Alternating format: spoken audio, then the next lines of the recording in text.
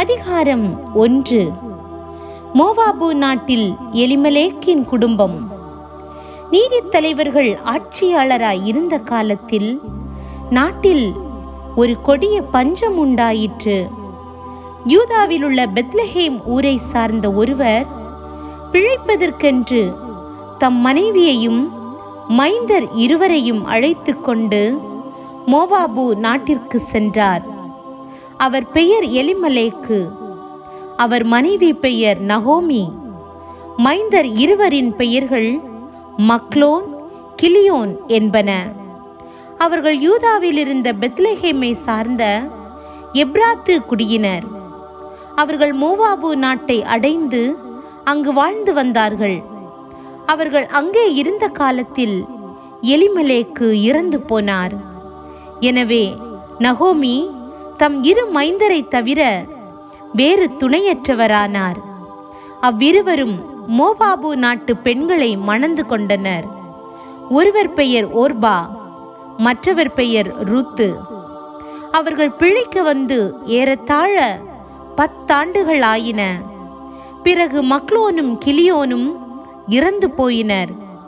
நகோமி தம் கணவரையும் இரு மைந்தரையும் இழந்து தன்னந்தனியராய் விடப்பட்டார். மாமியாரிடம் மருமகள் காட்டிய அன்பு. நகோமியின் சொந்த நாட்டில் ஆண்டவர் தம் மக்களை கருணையுடன் கண்ணோக்கி அவர்களுக்கு உணவு கிடைக்கும்படி செய்தார்.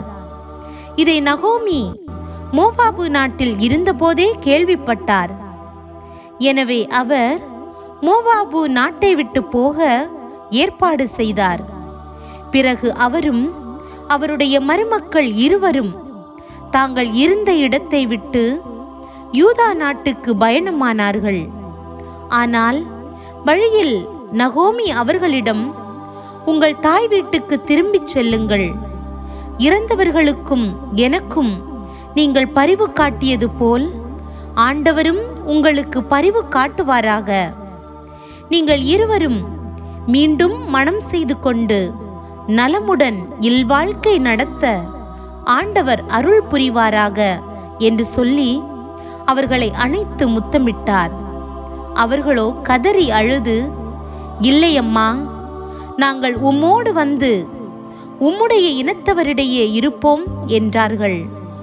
அதற்கு நகோமி, மக்களே, நீங்கள் திரும்பி செல்லுங்கள்.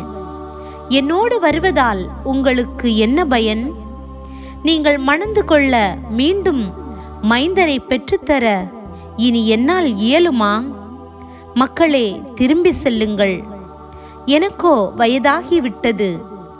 கணவரோடு கூடி வாழும் பருவமும் கடந்துவிட்டது.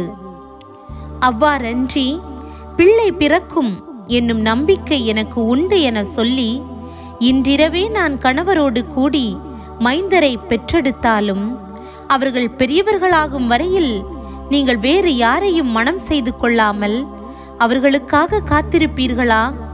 மக்களே, வேண்டாம். ஆண்டவர் என்னை பெருந்துன்பத்தில் ஆழ்த்தியுள்ளார். என்னால் உங்களுக்கு நேர்ந்தவற்றிற்காக நான் மிகவும் வருந்துகிறேன் என்று சொன்னார். அதை கேட்டு அவர்கள் மீண்டும் கதறி அழுதார்கள். பிறகு ஓர்பா தம் மாமியாருக்கு முத்தம் கொடுத்துவிட்டு திரும்பி சென்றார். ஆனால் ரூத்தோ பிரிந்து போக மறுத்து விட்டார். நகோமி அவரிடம், இதோ பார், உன் ஓரக்கத்தி தன் இனத்தவரையும் தன் தெய்வங்களையும் நோக்கி திரும்பி போய்விட்டாள். அவளைப் போல் நீயும் திரும்பி போ என்றார். அதற்கு ரூத்து, உம்மோடு வராமல் உம்மை விட்டு பிரிந்து போகும்படி என்னை நீர் வற்புறுத்த வேண்டாம். நீர் செல்லும் இடத்திற்கே நானும் வருவேன். உமது இல்லமே எனது இல்லம், உம்முடைய இனமே எனது இனம், உம்முடைய தெய்வமே எனக்கும் தெய்வம். நீர் எங்கே இறப்பீரோ அங்கேயே நானும் இறப்பேன். அங்கேதான் என் கல்லறையும் இருக்கும். சாவிலும் உம்மை விட்டு நான் பிரியேன். அப்படி பிரிந்தால் ஆண்டவர் என்னை தண்டிப்பாராக என்றார். ரூத்து தம்மோடு வர மன உறுதியுடன் இருப்பதைக் கண்டு நகோமி வேறொன்றும் கூறவில்லை. பின்னர் அவர்கள் தொடர்ந்து பயணம் செய்து பெத்லஹேம் ஊரை அடைந்தார்கள். அங்கு அவர்கள் வந்து சேர்ந்ததும் அந்த ஊர் முழுவதிலும் பெரும் பரபரப்பு உண்டாயிற்று. ஊர் பெண்கள், இவள் நகோமிதானே என்று தங்களிடையே பேசிக்கொண்டார்கள்.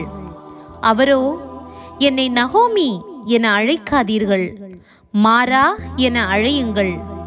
நிறைவுடன் இங்கிருந்து சென்றேன், ஆனால் ஆண்டவர் என்னை வெறுமையாய் திரும்பி வர செய்தார்.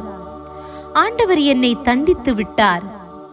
எல்லாம் வல்லவர் என் மீது துயரத்தை சுமத்தி உள்ளார். இப்படி இருக்க என்னை நகோமி என அழைப்பது ஏன் என்றார். இவ்வாறு நகோமியும் அவர் தம் மருமகளான மோவாபிய பெண் ரூத்தும் அந்நாட்டை விட்டு திரும்பி வந்தனர். அவர்கள் பெத்லகேம் ஊர் வந்து சேர்ந்த போது வார்கோதுமை அறுவடை தொடங்கியிருந்தது.